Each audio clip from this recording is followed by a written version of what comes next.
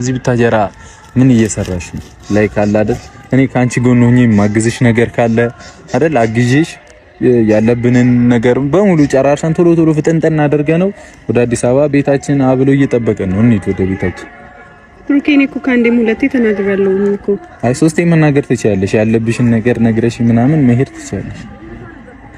ጨርሳ እኮ ለኔም ላግዝሽና ጨራርሰን እንሂድ። አንደኛ ነገር እኔ የምሰራውን ነገር ማስረዳት አለብኝ ግዴታዬ ነው ብዬ አላስብም። ሁለተኛ ነገር ደግሞ ይሄን ልትጠይቁኝ እዚህ ድረስ ማድከምም አይጠበቅባችሁም ነበር። ገባችሁ?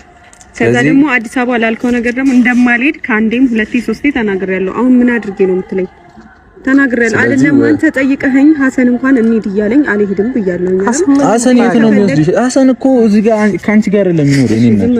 እኔ ነኝ ሀሰን። አሁን እዚህ ጋር መጥፎ ነገር እንድታወራ አልፈልግም። ወይ እንቅጭቅጭ አናወራ እንዴ? እንደሱኛ የኔ ቆንጆ። በሃይሚና በብሩኬ የተጨነቃችሁ ሰዎች እንኳን ደስ አላችሁ። ሃይሚና ብሩኬ አዲስ ህይወት ጀምረዋል ማለት ነው። መግቢያው ላይ እንደሰማችሁ እንዳዳመጣችሁ ብሩኬ ካሁን በኋላ ቡታጀራ ይብቃን፣ ወደ አዲስ አበባ መመለስ አለብን። ቤታችን ዘግተን ከመጣን 2 ወር 3 ወር አስቆጥረናል በማለትም ያው አስረግጦ ነግረዋታል ማለት ነው።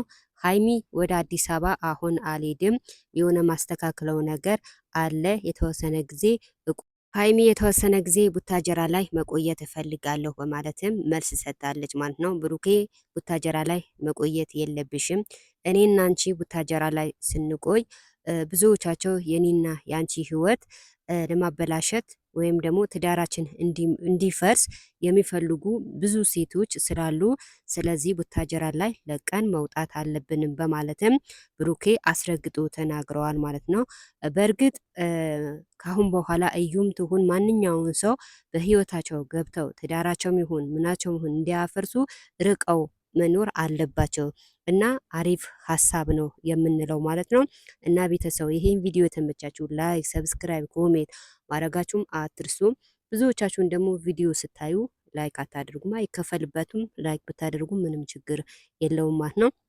እና ብዙዎቻችሁም ደግሞ ተጨንቃችሁ ተጠባችሁ እንደው ምግብ መብላት አልቻልንም፣ እንደው የመዳም ስራ መስራት አልቻልንም ብላችሁ ብዙዎቻችሁ ተጨንቃችሁ ነበረ። በቃ ካሁን በኋላ ምንም አይነት ጭቅጭቅ የለም።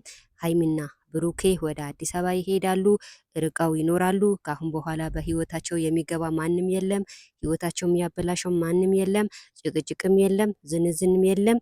ካሁን በኋላ ዘና ፈታ ብለው ይኖራሉ ማለት ነው። ሰሞኑ ብዙዎቻችን ተጨንቀን ተጠበን ነበረ። እንደው መቼ ነው ሰላም የሚፈጠረው? መቼ ነው ስቀው ተደስተው የሚመጡ እያልን ብዙዎቻችን ተጨንቀን ነበረ። እና ቤተሰብ ካሁን በኋላ ምንም አይነት ጭቅጭቅ የለም ማለት ነው። እንኳን ደስ አላችሁ። ላይክ ሰብስክራይብ ማድረጋችሁም እንዳትረሱ እላለሁ።